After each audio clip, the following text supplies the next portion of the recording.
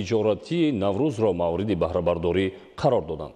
با سرور دولت اطلاع داده شد که مجمع تجارتی در دایره استقبال سزاوار از جشن 30 سالگی استقلال دولتی جمهوری تاجیکستان بنیاد گردیده است. ساختمان انشاءات که مساحتش به 2112 متر مربع برابر است، سال 2019 آغاز یافته بود.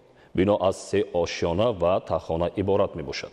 این بینای خوش‌طرح و زمانوی از طرف ساکنان وطندوست ناحیه عائله عبدالله‌زاده ها بنیاد شده در جریان کارهای ساختمانی 70 نفر ساختمانچی محلی به کار جلب گردیدند.